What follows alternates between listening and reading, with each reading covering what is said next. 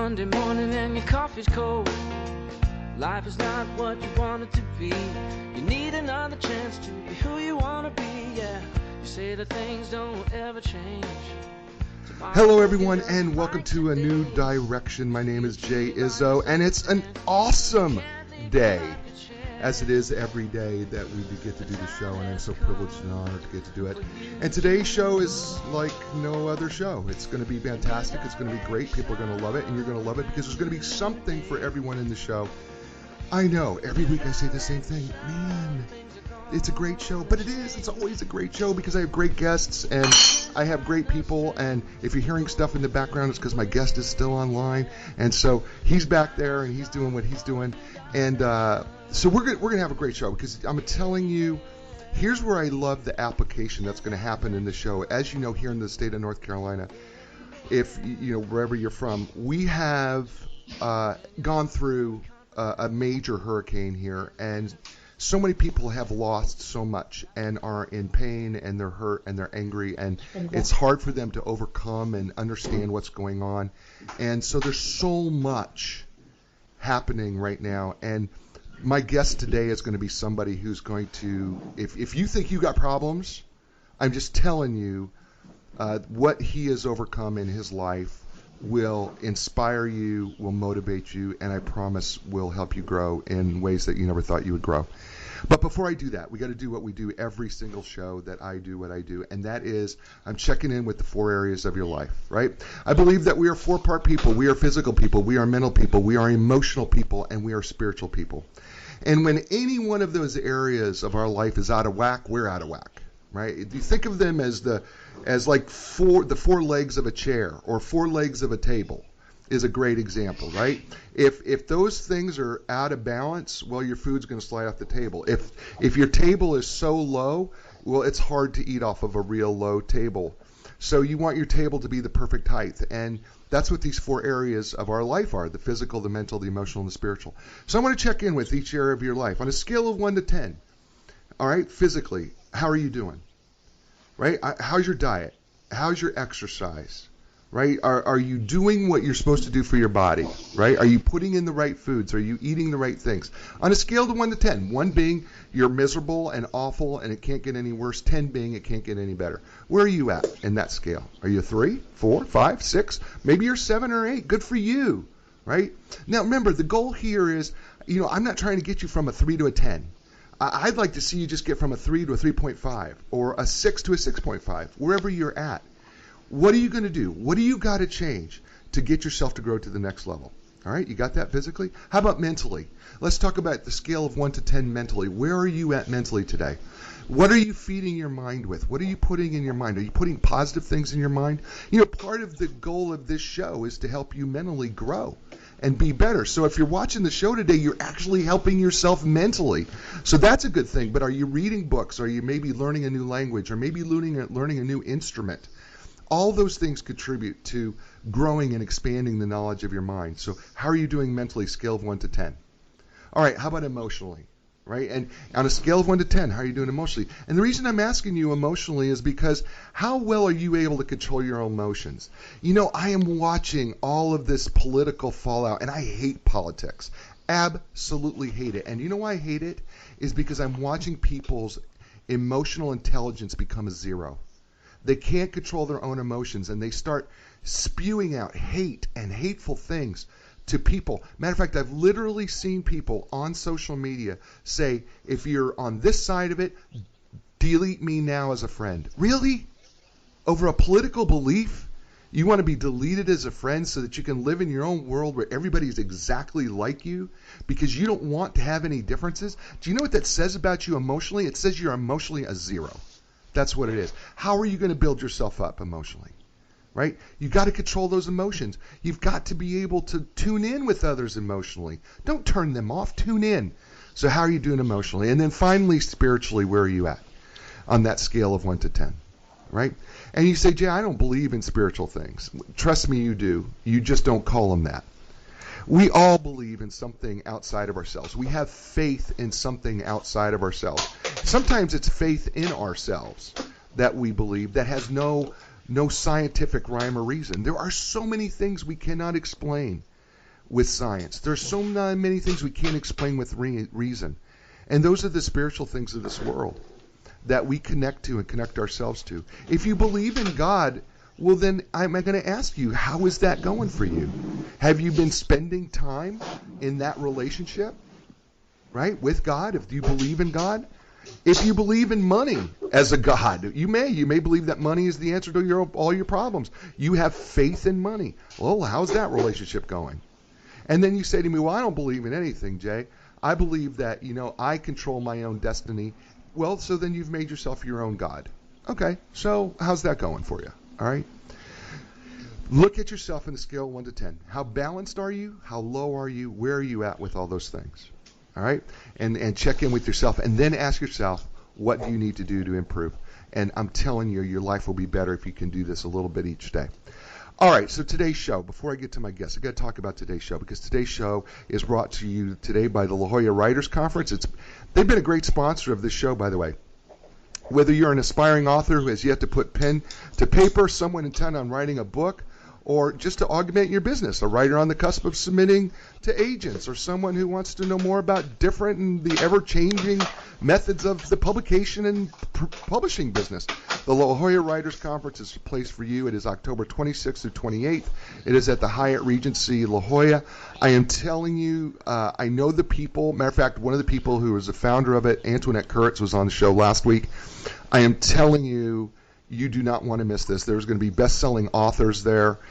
And by the way, all these people volunteer their time, and there's only 200 people allowed to come to this conference. And it's literally a 5-to-1 ratio of students to best-selling authors, publicists, and it's an amazing event. So if you want to write better, or if you want to make money writing, or if you want to know about the publishing business or how to get your book going, I'm telling you, you do not want to miss the La Jolla Writers Conference, because it's going to be something that is awesome. And again, it is October 26th through 28th, and that will be at the Hyatt Regency in La Jolla, California. And if you want more information, just go to LaJollaWritersConference.com. That's La Jolla, that's LAJOLLA, WritersConference.com. And I'm telling you, you do not want to miss that conference, because there's like 1,600 writers conferences. This is in the top 84 of writers conferences, and so you really want to do that. So let me introduce my next guest. My next guest is on a new direction, and before we go on the show, what you need to know is, before we ever go on the show, I like to ask my guests, can I make sure I pronounce your name right? And so Sascha, right, which is easy. The Sascha part is easy for me, okay? It is the and he said, and we've done this 3 times. Okay, you got to understand that I've pronounced his name 3 times, and so I'm going to go with Gorokhoff. All right, I think did I say that right, Sascha? Gorokhoff? You did. Okay, awesome. So far so good. And so Sascha, that is the last time I'm saying Gorokhoff, and I'm saying just Sascha from here on out, okay? Because we're going to be friends by the end of this. But let me introduce you to Sascha Gorokhoff. Oh, I did say it one more time. Sascha was born actually in a multicultural family in Western Europe, and then they came over to the United States. And for me to say, and I'm going off script here, because sometimes I just want to. For me to say that Sascha had a life that was both was rough and charmed, and it was this combination of craziness, is really, to say the least. So let me explain some of the things that were going on, because when I explain to you all this stuff, you're going to go, what in the freaking world? So he was born with a disability known as Spina Bifida, but it was the severe kind, where it's the open hole in the back part where you have to have surgery. And so whenever children have this particular disease, what happens is many of them are expected not to walk, much less live. That if you thought, and if that would be enough, okay, that would be enough for anybody to go, okay, well, that's pretty severe, right? Well, that's not the only thing. So he had hydrocephalus, and he had what we call the Arnold-Chiari 2 syndrome. And basically what that is, that's fluid on the brain. And it typically, from a psychology perspective, just to kind of give you a little perspective of that, when you have this type of fluid on the brain, this particular hydrocephalus, what happens is you're expected not to have very much cognitive functioning. Matter of fact, you're probably not able to think, write, speak. It affects a number of things. Okay, so you've got spina bifida, you have fluid on the brain, and then, oh, by the way, did I mention that he was diagnosed with kidney failure when he was young? Did I mention that? Oh, I didn't mention that piece. Okay, well then let me tell you the other part. Okay, his dad is this tremendous business person that he travels around with and does all sorts of things, and by the age of 16, his dad dies, which is tragic enough. And then his mom, evidently, his mom was diagnosed with borderline narcissistic personality disorder. If you don't know what that is, being one who was in forensic psychology for a while as an intern, I'm just telling you that it is borderline personality, narcissistic personality disorder is one of those diseases that is these people are very difficult to not only live with but to live with themselves, to say the least.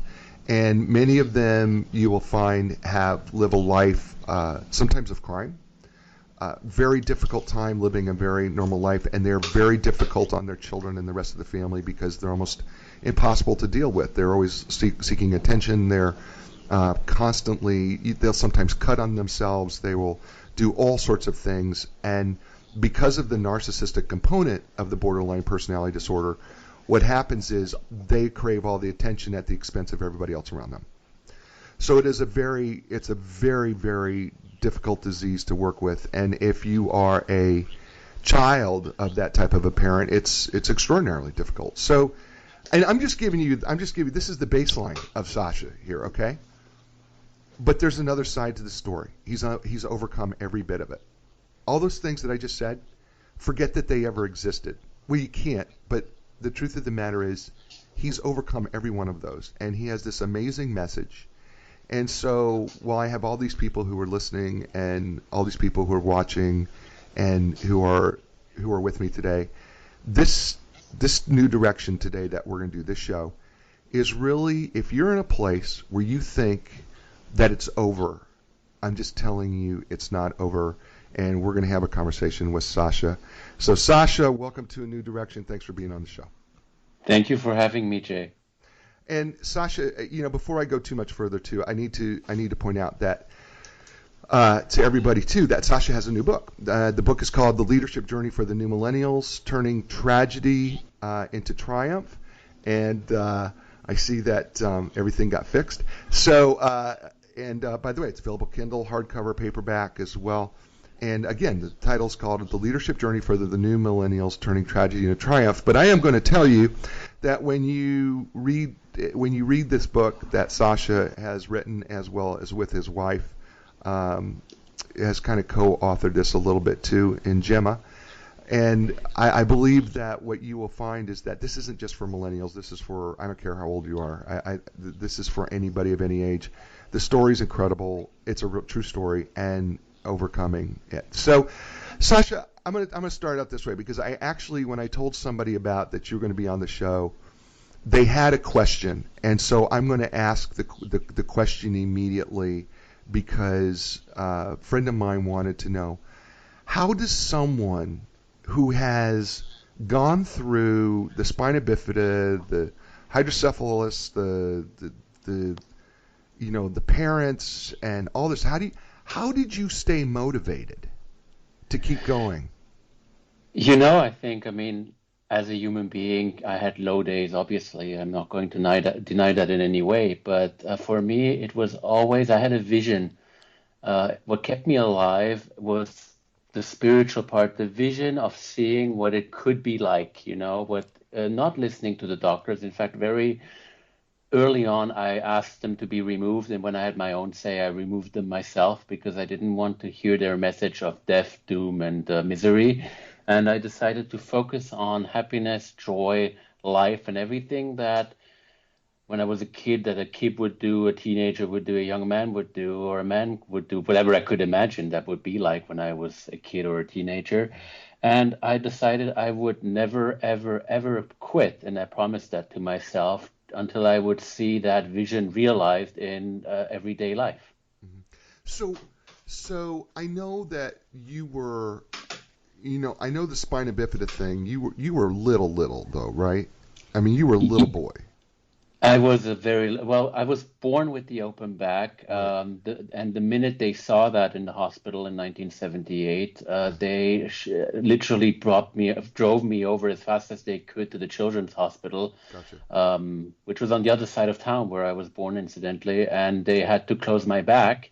They used skin from my thighs and they put it all over the hole, put it all back, Right. to put the sac that literally allowed me to live. The nerves were all around the sac, fine sac, and they Right. were able to preserve that while they drove over to the other hospital and put it back inside and said, well, good luck in life. We will never be able to open it again because if we do, we cut your nerves.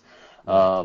And the outlook is pretty grim and pretty negative. I mean, statistically, these Sure. children die before the age of 7. They never walk. They're mentally challenged, and they really have very little support, as the medical field has more or less given up on them. In fact, they call me a miracle, and that's it. And the subject is closed. So let me ask you a question here. So because I think I either read it or I heard you say it, but you, you play golf and you ski. Is that true? Yes, that is true. So when I was about, I Okay. think, 8, 9 years old, I had kidneys of a 90-year-old man at that time, mainly due to the catheters I have to use to go to the bathroom. Um, Also because I had hundreds of UTIs in my life when I was young, and that was the one thing that determined that could kill me as a kid, all these UTIs. And so I was 8, 9 years old. I had the kidneys of a 90-year-old man. They predicted death, transplant, dialysis, and death before the age of 18. And that was the time I decided, well, I could either wait until the roof falls on my head, which is unlikely where I grew up in Switzerland, as we do not have any earthquakes, Sure. or I could just start living and say, you know what, I'm just going to live the life I decide to live. And that's when I decided I would go skiing, mountain biking, do all kinds of stuff, golfing as well. And just by mastering it in a slightly different way that you would be taught normally, I decided that I would first learn that it would be wise to learn how to fall. As if I fall on my back, as the nerves are just protected by a thin layer of skin, Right. I always knew that a sharp object in my back, well, that would potentially, in a best case scenario, put me in a wheelchair. Worst case, I would die. Right. So I had to prevent to fall on my back. So I would just learn, for instance, skiing, skateboarding, or mountain biking. I would learn of how to fall left, right, forward, but not backwards. Golfing, I would find a movement. I mean, very, very early on, I would send the teacher who was loving and very kind to teach it to me, but how he would teach it to healthy people, I said, it doesn't work. And I taught it to myself in a movement that you would call incorrect in golfing terms, but it does work very well. Right. And just how I just circumvented the limitations to allow myself to have the life I always wanted. That's it. That's. So I heard this, right? I saw you in an interview with a doctor, and I was so fascinated by the fact that you first learned how to fall. I loved that, and I thought that was just so cool. By the way, we're talking, and I see we got more people joining us on Facebook Live. And by the way, if you are somebody who wants to join us on Facebook Live, our Facebook address is very easy. It is ANDFB.com. AND, that's a new direction, FBFacebook.com. And that takes you right to our page, and you can watch previous shows if that's something you would like to do. And we always welcome them. I see that, of course, Gemma is with us. It's Sascha's wife. And also Joelle is with us, who is a regular contributor to the show. I call her contributor because she always has something great to say. And we're talking with Sascha Gorokhoff, and I'm just going to call him Sascha, okay, because I'm going to mess that name up. But anyway, we're talking about with Sascha, who has overcome so many. I want to say disabilities, but they're not. I want to call them hurdles physical hurdles, mental, emotional hurdles that you have been able to overcome, one of which was spina bifida, the other which is hydrocephalus, the other, it was bad kidneys, the other was having a parent who, by the way, committed suicide and was also borderline narcissistic personality disorder. And yet we have this person who has this amazingly positive attitude. And I'm blown away, Sascha, when I have people who have gone through so much in their life, and as you have, right? And you don't feel sorry for yourself. Everything I have read, whether it's the book or whether it's an interview I saw online, you don't feel sorry for yourself.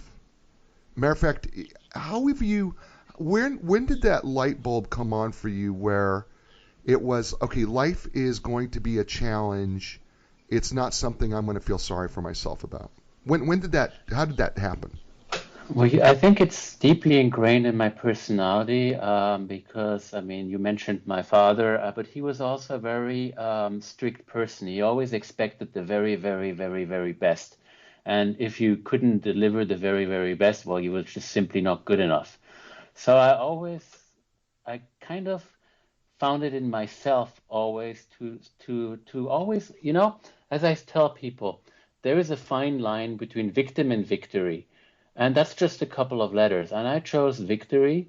And I also chose to look at all the people, instead of crying over myself and how bad it is and whatnot, I always chose to look at how lucky I am in life because I happened to be born in the right place that allowed me to survive and find myself the tools to thrive.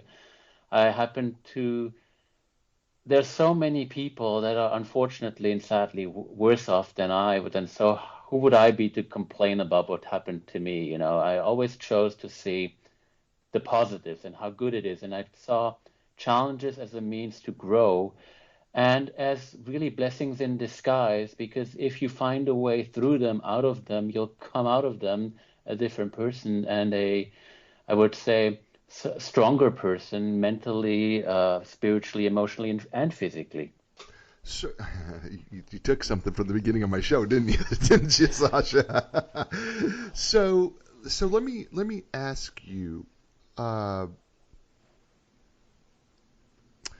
what if you're not the person who feels like they don't have that personality? Like, you said, well, I think it's part of my personality that I was able to have that light bulb moment of being able to go from victim to victor. How do people who don't feel like they have that personality, how would you inspire them or motivate them to say, okay, I know what you're going through. This might be something that you should do in order to help get you over or through that hurdle? Well, I actually work with people to help them do that exactly because I fundamentally believe that everyone can do it with the right tools. And I always chose, you said before that the word disabled is not appropriate. I, in fact, took a distance to the word disabled, and I preferred saying differently abled because I believe we're all differently abled. And if we can use our uniqueness and develop our uniqueness, meaning our unique skills, our unique personality traits, and combine them to the best possible outcome, then we can. It doesn't only benefit ourselves massively, but it benefits everyone. Because that was one of my earliest insights, when everybody was trying to make me believe that I'm different, separate, and all of this. I figured I'm actually not different and I'm not separate. We're all actually one.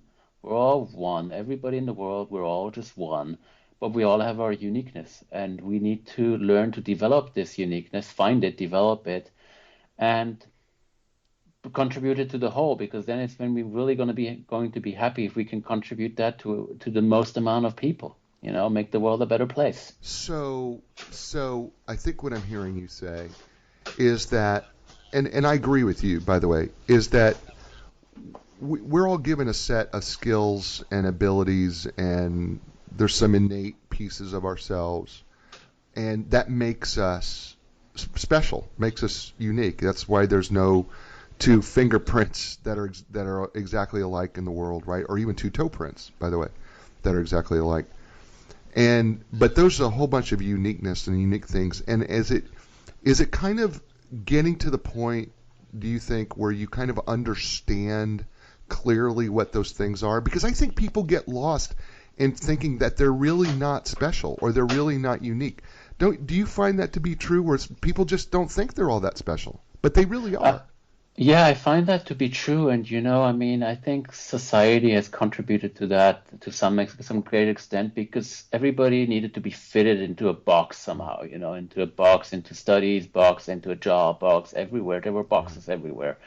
And what I've learned is to actually break through those boxes and throw them away and unlearn the versus mentality, that you have to compete. I'd rather like collaboration than competition. I'd rather like teamwork than solitary work, for instance. And I think it's really the first part is to really unlearn those boxes that we've all been pushed into, so that somehow we could all look the same, be the same, or have the same. But we really don't want to be, have, or do the same. We're all unique. We need to. I feel that to move into the next part of our journey as humanity, we need to really develop our unique skills and contribute them to everyone, what I call the whole. I mean, being to the whole humanity, being into the whole ecosystem, being it at all, everything. Yeah. And that's how I think we will be coming together and elevate the world and find happiness, because we'll be truly who we are. And we're talking with Sascha Gorokhoff here on A New Direction with me, Jay Izzo, and our show today is brought to you by who else but the La Jolla Writers Conference, which is going to be October 26th through 28th at the La Jolla Regency at Hyatt Regency in La Jolla, California. Each year since 2001, Strategies Literary Development and PR, otherwise known, if you want to find them, at strategiespr.com, produces the La Jolla Writers Conference. It is a labor of love for them. They pay it forward, gathering, teaching the art, craft, and business of writing to aspiring writers of all levels. So even if you're just thinking about writing a book, the conference is non-commercial and formal and intimate with a maximum of 200 attendees. The entire faculty and staff, including the best-selling authors, publishers, agents, screenwriters, writing and PR experts, are all volunteers and are available all weekend, providing over 70 classes from which to choose. The classes include lectures, an interactive group, and individual read and critiques. The La Jolla Writers Conference was among the first conferences to address the business of writing in response to the changes in the publishing industry. In a field of over 1,600 conferences, Writers Digest named the La Jolla Writers Conference one of the 84 conferences worth your money. You can sign up online by going over to www.lajollawritersconference.com. That is La Jolla, Lajolla, writersconference.com. And they're bringing us today Sascha Gorokhoff, who is, and I promised that I was not going to say the name, but actually I'm getting better at it, so I'm feeling more comfortable with this, Sascha, saying your last name. And I want to talk to you about what you just said, because you said, you prefer you prefer collaboration versus competition, and and I got to tell you, I'm a guy who thrives on competition. I really am. I've always been competitive. I love competition. I loved playing sports, competitive sports, because it was one of the things I enjoyed doing. Matter of fact, I miss it. I miss playing competitive sports because it was just something I enjoyed. I like competing against myself. I like finding ways to improve against myself, and I love that self-competition because it just makes me better. How do you balance that because I don't think competition is a bad thing, because it challenges me. Man, I want to get better every day. And I know I'm in a competition with myself to go, yesterday was good, but today I'm going to be better. And so I'm always competing against me. How do you balance competition with collaboration? So what I'm hearing and what you're telling me is there is nothing bad. In fact, what you're telling me is that you enjoy self-development and self-growth. And that's very good, because that's how you grow in all the four aspects that you've mentioned at the beginning of the show, which were physical, emotional, mental, and spiritual. But when you were playing with your teammates, you were collaborating. I think that if you compete or you expect yourself to be better every day, that's healthy, because that keeps you from regressing. But I think that in this part there doesn't need to be a loser. If we collaborate, together. We can all be winners and all be better off. And I think that we need to move away from this, if I win, there needs to be a loser mentality, because that doesn't need to be that way necessarily. So I love this discussion, right? Because I love this because I'm a horrible loser. Okay, I mean, like, if my wife and I play Monopoly, I am the worst loser in the world. Okay, if she beats, and by the way, she has won every Monopoly game we've ever played together. Every one. We've been married for 20 years. I have never beaten her in Monopoly once. Okay, and I am horrible. I am a horrible loser. But and I've always been, by the way, I've always been a bad loser. But I enjoy the competition. I love the heat of battle. I do. I mean, I like it, Sascha. I like the battle. I like the war. I like the, that there's a winner and a loser. I mean, I enjoy that. How do you get around? Because to me, if everybody gets a ribbon, nobody wins, right? And I just feel like that can't be. So help me try to put that all into perspective. Well, I think that's exactly what we've been trained to do, is to compete. And that's also why some people, as you said, some people lose. And I think that if we looked at what happens if it's not people losing, but it's the planet that's losing at our expense because we think we're winning, we're enriching ourselves so much. And there's nothing bad about making money. I mean, in fact, making money is a wonderful thing. Sure. If you enjoy it, other people enjoy other things, and that's fine too.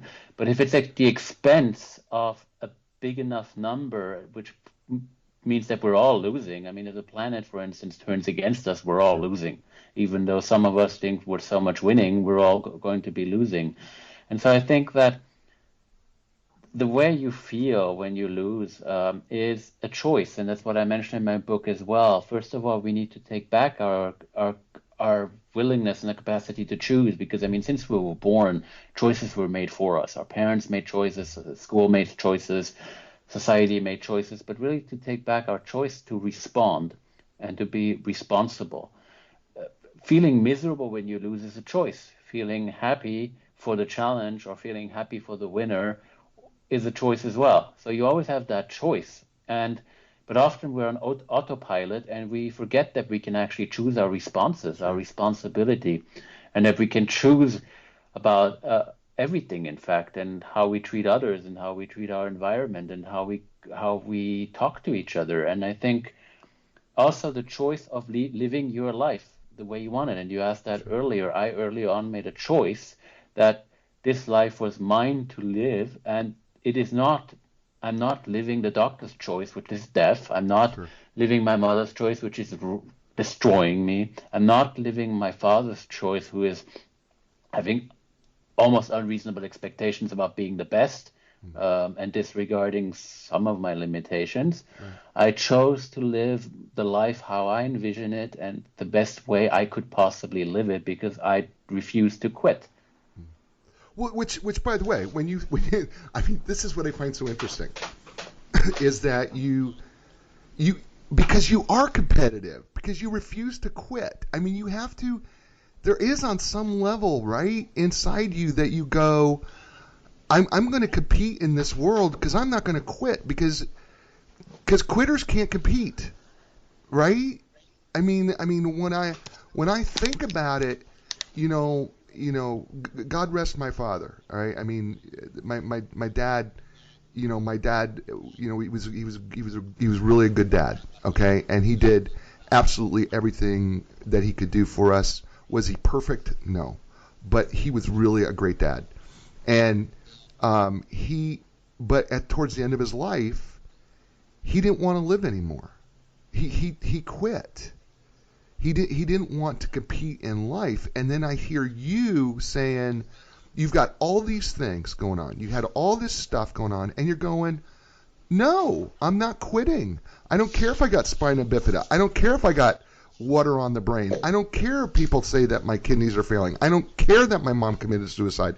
I don't care that she was a narcissistic borderline personality disorder.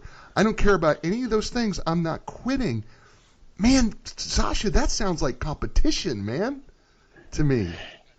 Let me make so here is what I can tell you. So I am com I'm not competing against others. Right, I made a commitment to myself right, that I would not let these things rule my life and right, not let them kill me, and that I would not let any pain or disability or whatever kill me. I'm not putting others down. I right, refuse to put others down. I right. am actually extending my hand to as many people as I Sure, possibly can to sure. elevate them.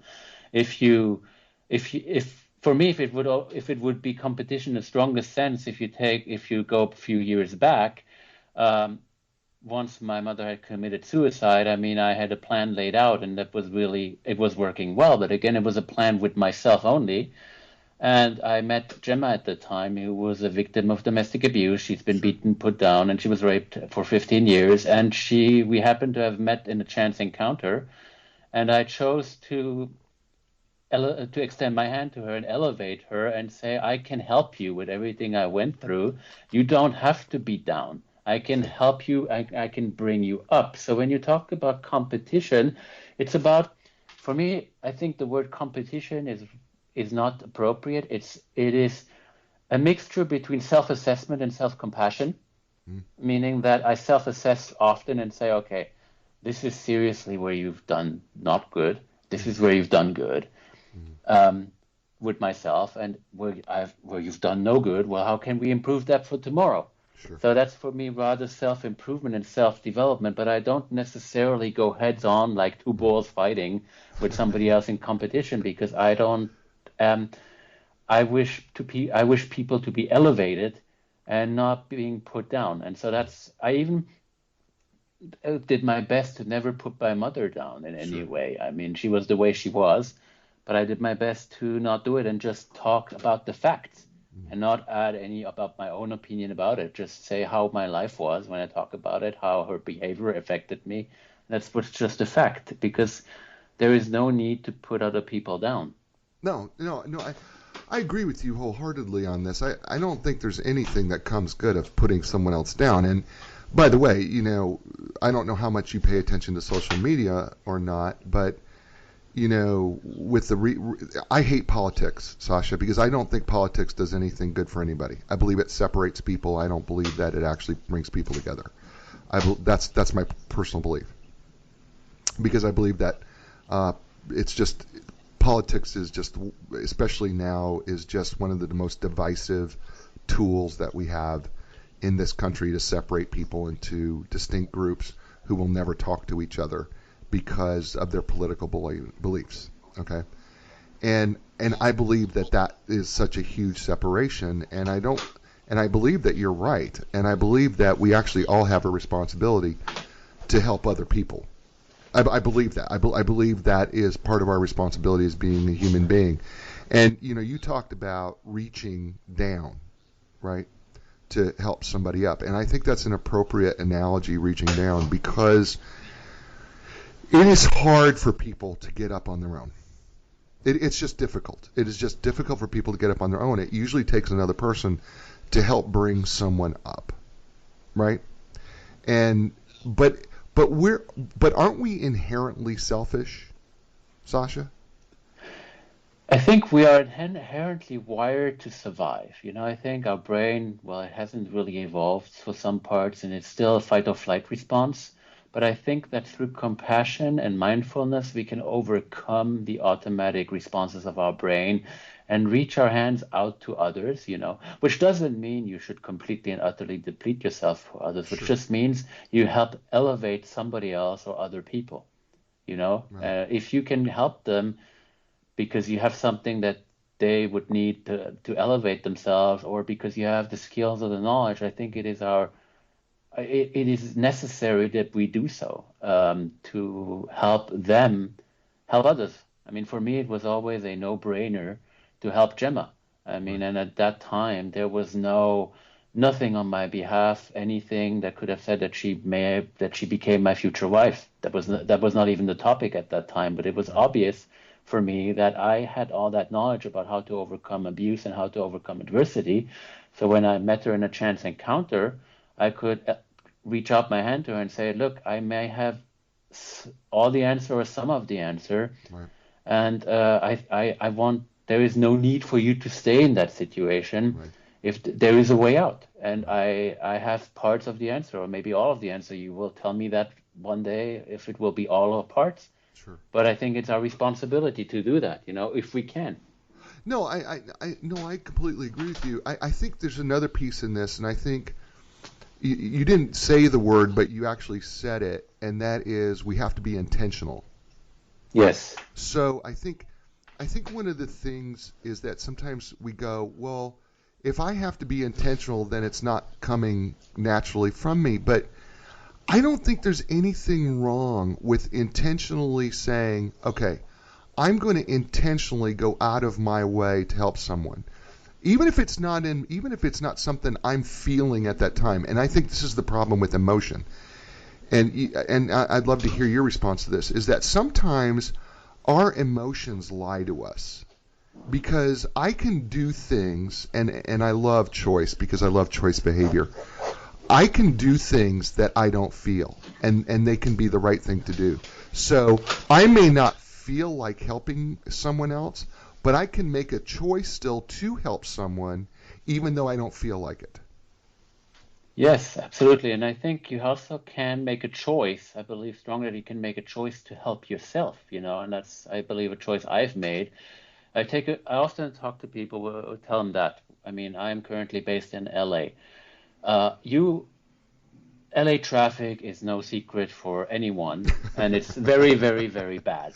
But I mean, Yes. you know that before you step in your car. Sure. So when you're in your car, flipping off people and screaming at people they cannot even hear you while you do that in your car, is a choice you don't need to make, because Right. it's first going to kill you, and you scream out all this negative energy out of everybody, and that is a real choice. I mean, and anyways, it's no surprise. If you tell me you live in LA and you're surprised with traffic, then probably we should ask the question, why are you lying to yourself? Because you're not.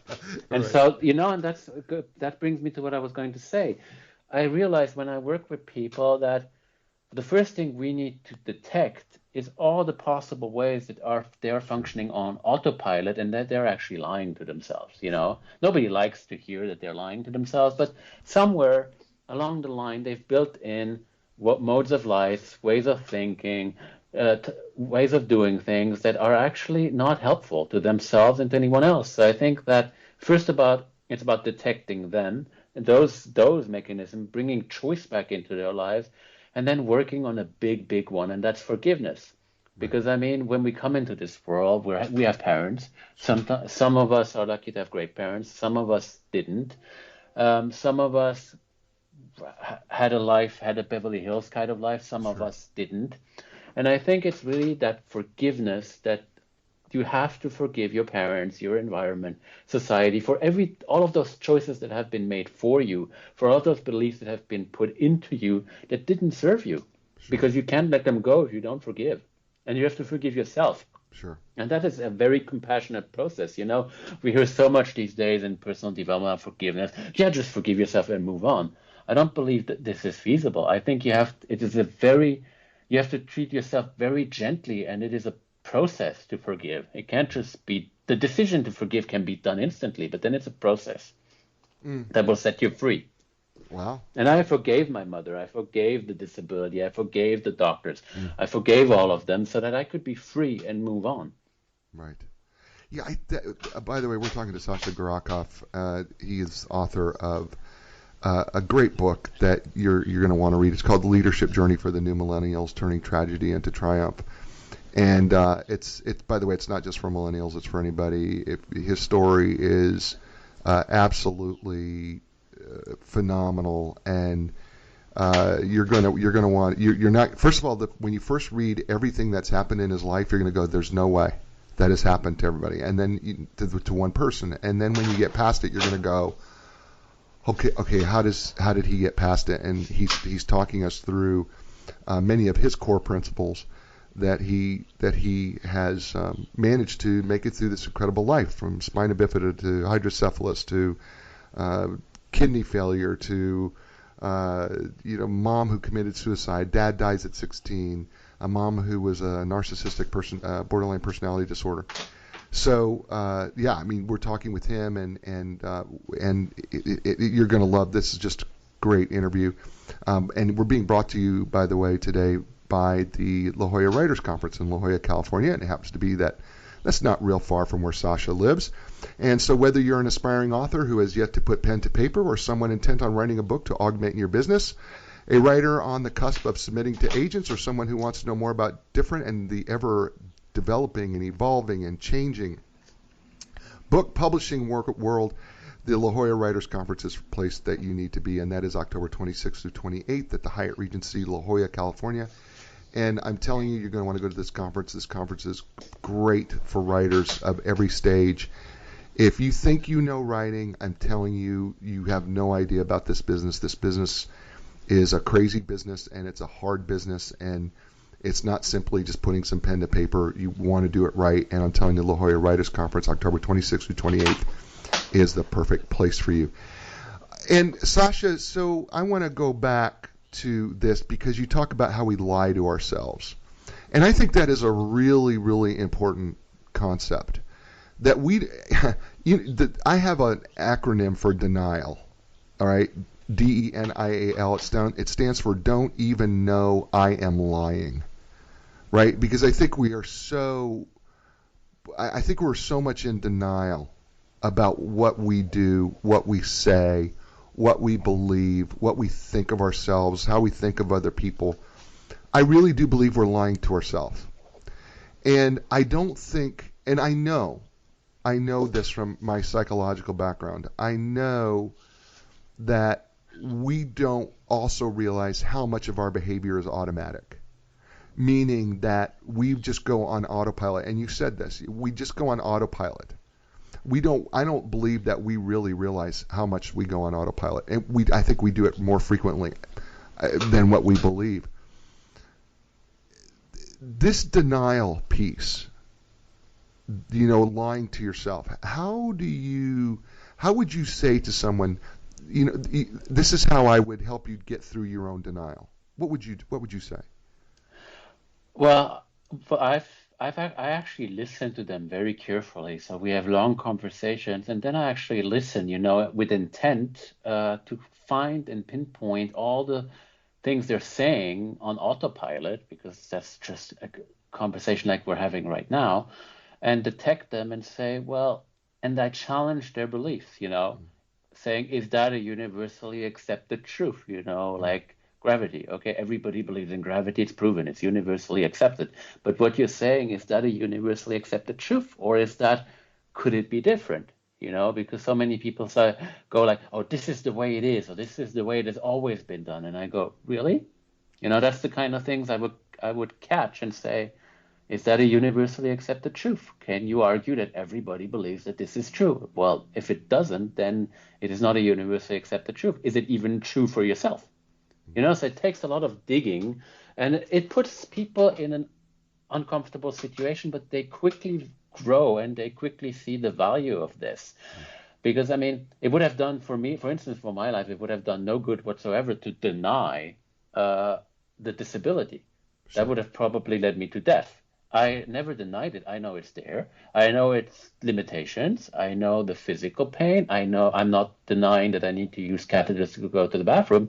Now, as it lies out on the open, what can be done, right, as I was lucky enough to walk and to have all my mental faculties that I shouldn't have had, which allowed me to go to the best schools ranked on the planet, Financial Times ranked. But from there, what now, as the facts lie open, what can be done to make it better? Mm-hmm.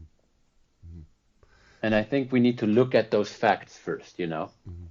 No, I think we do. I think sometimes, we have to be. I think we kind of. I agree with you. What has to happen is we have to kind of. I'm not a big Freud fan, but the truth is sometimes we have to bring things into the light, and sometimes our own denial needs to be brought into the light, and by the way, I think it plays hand in hand with the next thing that you said, and that is, once we have certain things brought into the light, then we need to work on the forgiveness piece. And this has been a constant theme at the different authors that I have talked to on this show. One of the things that has been consistent has been the idea that forgiveness is part of the healing process. Regardless of what's happened, regardless of the abuse, regardless of whatever has happened in your life, you have to forgive. And you're right. And by the way, what you said about forgiveness, I think, is also accurate. And that is, forgiveness is not just, okay, I forgive you and move on. No. Forgiveness, I think, is this process that, okay, you do make the statement, I'm going to forgive this person, but then you have to work through the rest of it to say, I'm going to release them from hurting me anymore. And I think that's the hardest part of that forgiveness process, but I think it's so necessary, and I think we underestimate it. Why do you think we underestimate the power of forgiveness as part of the healing process? I think it has to do with our egos. We always want to be right. We always think that we are better. And I think that's a trick that our mind is playing that served us well to survive when we were cavemen and cavewomen, but no longer. I think that it is important to bring this darkness into the light, and bring those imperfections into the light, and bring all these lies into the light, because only that's where they can be healed and addressed. And then it's not to see challenges as something so terribly bad. I mean, we all have challenges, and they can be opportunities, they can be real opportunities and something good comes out of them often. But I believe that it is hard for us because we live in a world, with the celebrities and to some extent social media, where we portray ourselves as being perfect in a perfect world, where nothing can be ever imperfect. And that's not true. We hide behind those. Society is teaching us to hide behind those images. I think that we have to embrace forgiveness, embrace others. Because if we come from a position of ego that we're always right and we're the best and we're the most beautiful, I mean, nothing ever changes, and the world will get worse and divisions will get worse, whether it be politics or elsewhere. We have to learn to admit when we are wrong, and learn to forgive others when they are wrong or have wronged us. And sometimes we wrong ourselves with our own behavior for far too long. No, I love that, because I think that's absolutely true. I think we live in a world, at least today, I'm watching this world where the word forgiveness is one that is becoming something that is a word that no one wants to hear, right? Think about it. If you're on one political side or the other, you can't forgive that person for that. You cannot forgive the person for the way they voted. How dare you vote this way? How dare you vote that way? How dare you be for this person? Or how dare you agree with this policy? And so what we do is you can't forgive them. We live in a society of unforgiveness. If people do something wrong, they need to permanently be punished. We want them to never have a life again. I mean, Sascha, this is the part of society that really is starting to really get on my nerves, is that we are literally saying we don't want to hear forgiveness anymore. We want punishment. So if you've done something wrong, we want you to be punished, and not only punished once, we want you to be punished to the point of death. I mean, that's literally what we're seeing. And so, I mean, do you not agree that that's kind of where we're seeing society head, though? We have unfortunately become to a point where this is a problem, and that's why I'm so big on forgiveness. I mean, what I just want to make sure everybody understands.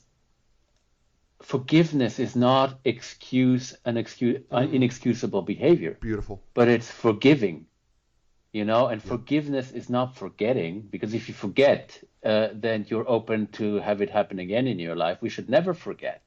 some of the horrendous things that happen every day and that have happened in the human history. But in order to free ourselves of the weight, because it binds not only us and it keeps not only us from advancing, but also the others, we need to learn to forgive what has happened. And again, that doesn't mean excuse it, and that doesn't mean forget it. And I think that's where most people get it wrong, and they say, well, we should just forget what he, she, it, or society, or whenever, or has done. No, we shouldn't forget it. We should forgive it, so that we can all move on and build a better future. Where we can all be part of that future, I so agree with you, and I think, and this is such a full circle conversation, Sascha, because what ends up happening is our emotions just get in the way again, right? Because we literally behave because our emotions are on autopilot. I mean, I loved your example. Listen, when you go to LA, if anybody's ever been to Los Angeles, you know what that traffic's going to be like. You just know. And so for you to get in your car and you're screaming, yelling, throwing up the middle finger at everybody around, and when they can't hear you, by the way, is simply the most ridiculous thing that you could ever do in your life. Because here we are back to the emotional part of us where we're saying, well, this is the way I feel, so therefore if I feel this way, it must be right. But that's not true, Sascha, right? I mean, just because you feel that way doesn't make it true. I'm not disregarding your feelings, but that doesn't mean that your feelings are right. And that's exactly what I was saying. When people, for instance, with feeling, that's what I was saying earlier, that's when I have this discussion with people and say, well, is your feeling or what you believe right being a universally accepted truth? Right. Like a law. And you can, and very early on or later, if people really are keen on lying to themselves for a long time, they come to the point and say, it's just me.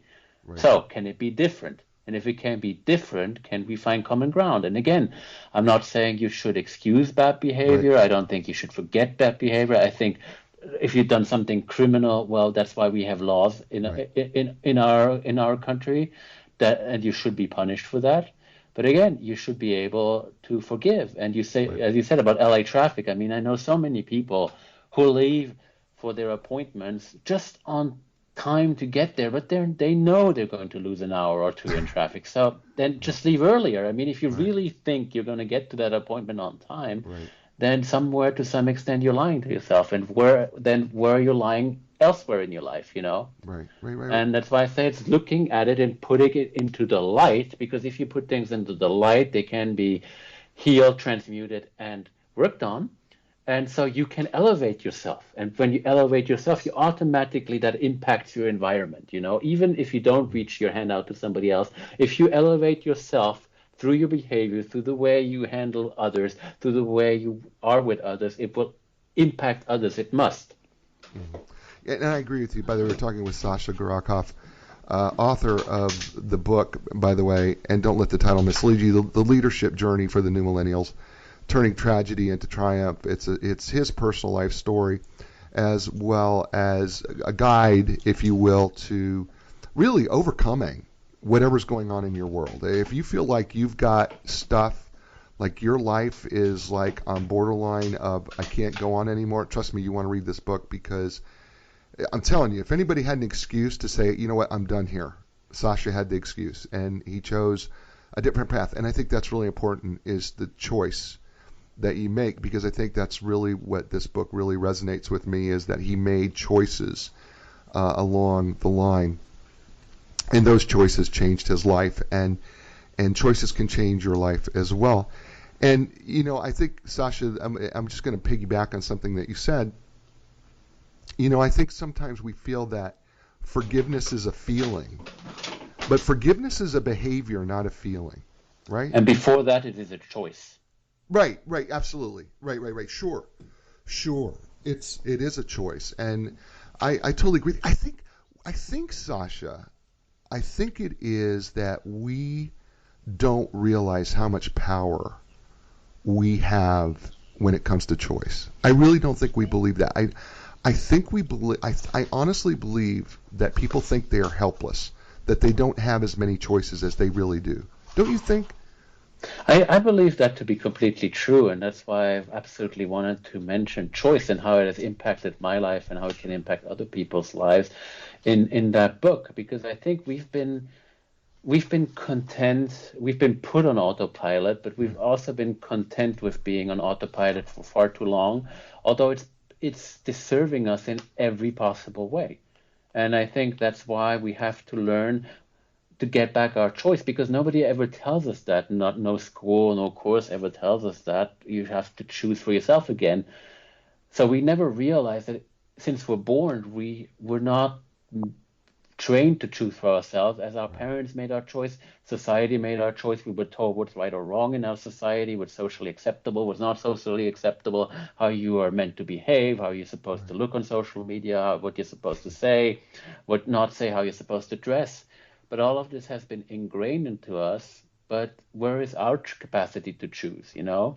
Maybe you do. Maybe you don't have to wear suits and ties everywhere you go. Maybe you don't. Maybe long hair for a man is okay. It's and that's why I help people and point out that, in fact, where are they choosing? How often per day are you making a conscious, intentional choice? Right. And Sascha, I think this is really, I really love this conversation. I love this conversation on choice, because I feel like the news media and the commercials and even TV make it sound like we don't have a choice. Like, you're a victim. You realize that, right? You're a victim, and as a victim, you have to stay this way. You can't be better, because if you have to stay a victim. And I believe that our society actually wants us to be victims. I mean, that's the way I kind of look at the news. I believe that the news kind of perpetuates the victim mentality. Do you kind of get that sense that our society is trying to keep us victims somewhat? It's interesting that you mentioned that, because if I may just read to you just the very first paragraph about the principle of choice in my book. It says, the power to choose is among the greatest powers we have as living souls. Too often, however, many of us give up that power. Giving up our power to choose is a tremendous disaster. That is when we get hijacked by what other people would like us to be doing.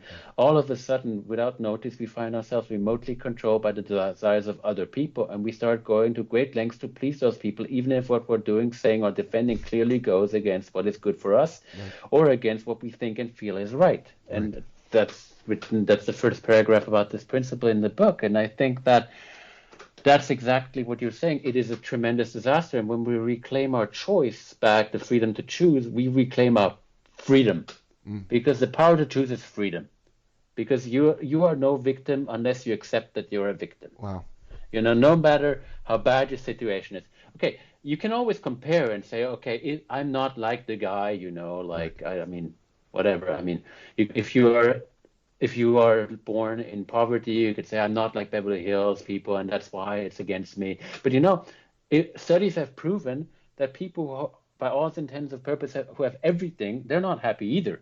So it must come from somewhere else, Yeah. And I like what Jim Carrey has said, the actor, and said he wishes everybody to be famous and to realize their dreams, and then they would realize that this is not what it's about. Right. And I think that what it's really about is about reclaiming that freedom to make your own choices and to decide for yourself who you decide to be. I could have decided to be, I'm dead by the age of 17. You're right. I'm mentally challenged. I'm highly disabled. Doctors, you're all completely right. That could have been my choice. I refused to make that choice. And I said, the least I see you people, the best I am. I'm not saying doctors are bad. Right. I love doctors. They're doing a tremendous good job in many fields. They have helped many people, whether they be classically trained doctors or holistic doctors, naturopaths, everyone, everybody is valuable through their uniqueness. But I could have made that choice, and that choice would have had disastrous consequences on my life, I believe. And that's why I choose differently. I chose what I wanted in my life and how I chose to live it. And I think people need to do that. Even as impossible it may seem, there is always a way. Wow, That's food right there. That's food for the soul, ladies and gentlemen. I have been spending. By the way, Sascha, we've spent over an hour together. I can't. I could sit here and talk to you for another hour. Yeah, the same for me, and it's been nothing but joy to be with you. This has been so much fun, and we have been with Sascha Gorokhoff, who, by the way, has an amazing story. And you need to just go look up Sascha, and I'm going to give Sascha an opportunity here to talk more about himself and, of course, the leadership journey for the new millennials, turning tragedy into triumph, available in Amazon bookstores near you. Just ask for it. It's not a millennial book, okay? So if you're saying, oh, I got to be young and that's the only people, no. The book is for anybody. I'm just telling you, I don't care if it's your life, it's your business or your career.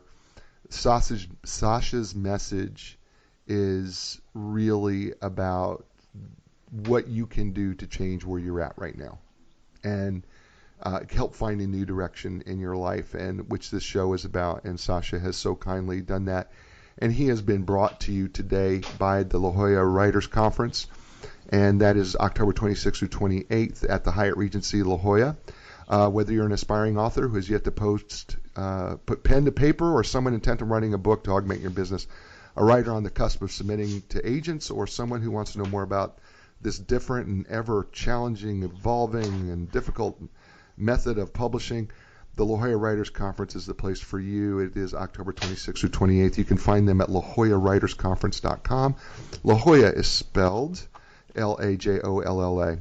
So before I let you go, Sascha, one of the things I ask my guests every single show is I say, okay, give the people who are listening, because, I am so blessed and fortunate to have a show that has basically been exploding month after month, and I am so grateful for that. I'm so grateful to iHeartRadio. That now has taken the show on, and of course iTunes and all the different Spotify, all the different places, and so people get to listen to the show over and over and over again. And some people, the show is going to be around forever, right? Because it's going to be on all these digital platforms forever. So you have an opportunity here, Sascha, to say something to help people find a new direction that basically is going to go on forever. So if you could give me a small statement of something that will help people find a new direction in their life or their career or their business that will go on forever, what would be the final words of Sascha Gorokhoff? Well, I would say this: being a victim, or being a victor, or not being the person that you want to be, or being that person, is feasible. Never give up hope, and there is a way, and that way leads through making a choice about who you want to be, and that will be the beginning of a new journey for you. That's beautiful. Sascha, how should people get a hold of you if they want to find more information? Well, they can get me on info@SaschaGorokhoff.com or on www.SaschaGorokhoff.com. And I believe that Gemma is adding that in the comment section right now. Cool. So she's going to add that in the comment section, and then I will. Yeah, perfect. And then what I will do is, thanks Gemma for doing that. And what I will do is I will also post all that information on jizzo.com. And by the way, Sascha is going to be episode 15. So if you're wondering, well, what episode was the Sascha episode going to be? Well, it's episode 15, and that'll go up tomorrow on the podcast, and you'll be able to re-listen to this on iTunes, Spotify, iHeartRadio, everywhere else. And I will post all of Sascha's information, how to get a hold of the book, and there'll be a direct link to get a hold of the book, how to get a hold of him, and email him as well. And Sascha, I think I can safely say that you respond to everyone, right? Well, I want, my aim is to elevate the highest number of people. If my message can, that's why I wrote this book in the first place. When I sat down writing the book, and everything I do it is for other people. It is for it to take a life on its own. Yeah. And if my message can help people and inspire people and give hope to people and elevate them, and if my training with them can do the same, well, you know what? I think that is the that is the best that could have come out of all the challenges that I've went through in my entire life, and that would have made it all worth it. That's awesome. Sascha Gorokhoff, by the way, awesome. My friend, and can I call you friend? Is it okay to call you friend? Of course, we're friends. Yeah, I want to call you friend because I've enjoyed this more than you could know. And so did I. And so, my friend, thank you so much for being on A New Direction. And so as we get ready to sign off here, I want to say, everybody, you've been listening to A New Direction. And Sascha Gorokhoff has been my guest, and he has been outstanding. And I'm telling you, if you're looking for a new direction in your life, he's going to be just one of those other people that can inspire you to a new level and help you find your new direction in your life. Because it's hard to get into momentum if you're stuck. But Sascha has a message that will help you not only get unstuck, but help you get started on momentum, that one step at a time. So, folks, as I always tell you every week, thank you again for joining the show. And remember, be inspired, because when you're inspired, you can inspire other people. And when you inspire other people, you don't know what the possibilities can be. But I promise you, you'll help them find a new direction. And I will talk to you very, very, very soon. See ya.